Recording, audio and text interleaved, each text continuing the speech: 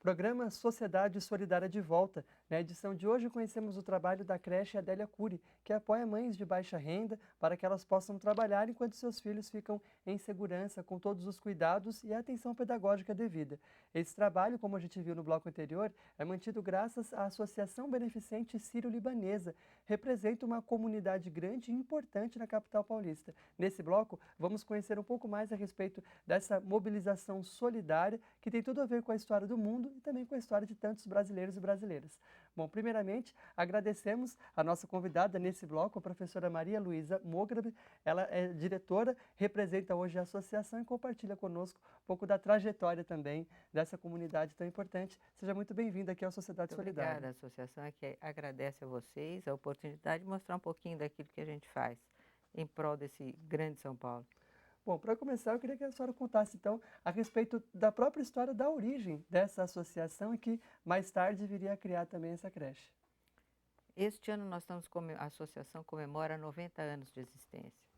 Ela começou em 1924 com um grupo de moças, inclusive originariamente chamava-se Moças Sírias, a associação. Elas se reuniam porque elas estavam muito preocupadas em fazer benemerência e ver e trabalhar um pouquinho em prol daquilo que elas já viam naquela época.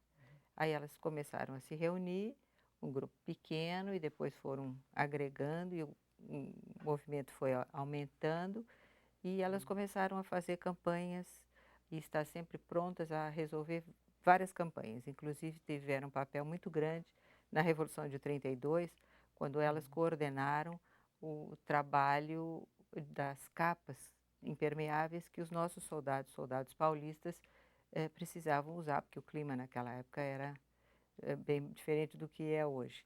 E elas foram mobilizadas, elas mobilizaram inclusive toda a colônia para que fizessem isso.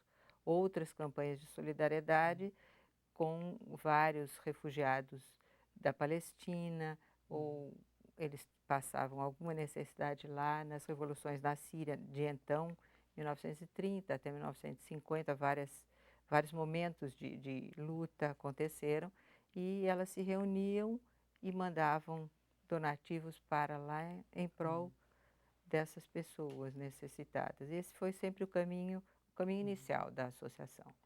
A própria história desses povos, sírios e libaneses, está por trás também dessa preocupação tão forte com a questão da solidariedade expressa pela Associação Beneficente e por tantas outras entidades tão conhecidas aí em todo o território nacional que se dedicam ao bem. É isso. Está sempre muito, muito próxima, né? Eu acho que é uma sementinha que eles carregam e aonde vão, eles vão carregando, né? Fazendo esse papel. E as mulheres também, um papel muito ativo também na condução dessas atividades. Sempre. A associação sempre foi De primeiro de mulheres, né? moças, depois essas moças passaram a ser senhoras e continuaram na associação, e até há bem pouco tempo a associação chamava-se Associação Beneficente Feminina Sírio-Libanesa. Agora nós abolimos o feminino e continuamos a Associação Beneficente Sírio-Libanesa. Hoje, quais são as principais prioridades e frentes de ação da associação? Primeiramente, nós mantemos a creche Adélia Cury, que foi produto de um trabalho que foi iniciado com famílias, em 1950 com famílias. Aí, as senhoras arrecadavam donativos para manter essas famílias, e foi ficando cada vez mais difícil. Aí elas perceberam que realmente é com a criança que o trabalho deve começar. Aí elas se reuniram e, como mesmo a nossa presidente falou, em 1980, elas começaram já a partir daí a ter uma ideia de trabalhar especificamente com as crianças. E em 1997, a creche surgiu. E por que Adélia Cury? A Adélia Cury foi uma dessas moças, não uma das primeiras, mas uma dessas moças, e ela sempre foi uma pessoa muito preocupada com o outro. E ela agregava muitas das senhoras da colônia, e trabalhou com muita eficácia, e aí todas as outras resolveram homenagear colocando o nome dela. E Ela ainda estava viva. quando a creche surgiu. Sim, pode ver, testemunhar esse trabalho já dando frutos. Isso. Quando vocês olham para o futuro, o que tem pela frente, quais são os principais sonhos das mulheres que hoje compõem essa associação?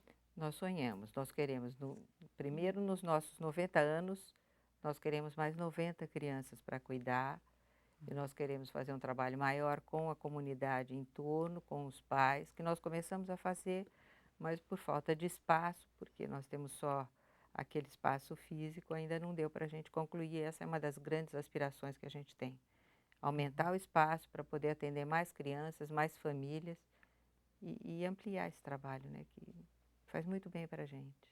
Bom, professora Maria Luísa, esse tema ele é muito instigante, certamente a gente podia falar sobre ele por horas aqui no programa Sociedade Solidária. Gostaríamos já de trazer o nosso agradecimento à sua presença aqui hoje no programa para falar sobre esses temas e dizer que temos algo em comum. Afinal, a Legião da Boa Vontade, a LBV, que abre esse espaço de sociedade solidária, ela foi fundada também por um descendente de sírios libaneses. O saudoso radialista, escritor e poeta Alziro Zarur era filho de Asma Zarur, que era de origem síria, e de Elias Zarur, que era de origem libanesa. E é muito interessante que o presidente da casa, José de Paiva Neto, que inclusive foi pelo contato com Alziro Zarur que ingressou nessas fileiras, ele ressalta que isso chamou muita atenção dele, tanto a origem do fundador, como também do próprio primeiro embaixador da LBV, chamado Jacques Abouab.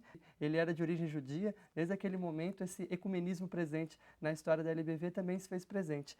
Inclusive, a professora Maria Luísa também já conhece a Legião da Boa Vontade de longa data e o fundador da nossa casa. Meu avô viu os programas no rádio e nós víamos sempre a preocupação do Zarur em sempre distribuir os alimentos às pessoas necessitadas. Eu era muito pequena e quando a gente é muito pequena, a memória da gente é o mata-borrão, que também vocês nem sabem mais o que é isso, né? Que capta tudo. E aí eu via muito, ele ouvia muito e nós víamos ver essas pessoas e ele distribuindo esse alimento às pessoas. Então já conhecia isso há muito tempo.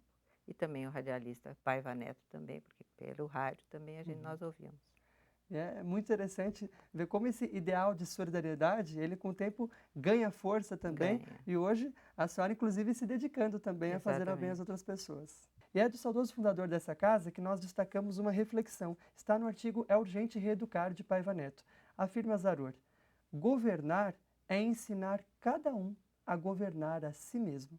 E a respeito dessa brilhante reflexão, afirma o educador Paiva Neto: ninguém definiria melhor o sentido mais profundo do ensino para uma nação forte no terceiro milênio. Já que falamos sobre educação, que é essa grande bandeira que as entidades abraçam hoje para mudarmos o mundo, é importantíssimo que nós temos essa consciência do papel transformador que a educação pode vir a desempenhar. Agradecemos pela sua presença, seja sempre muito bem-vindo a essa casa. Muito obrigada e vocês também, venham sempre a nós. Muito obrigada. A você, nossa amiga telespectadora, nosso amigo telespectador, nosso muito obrigado por ter estado conosco hoje no programa Sociedade Solidária e até a nossa próxima edição.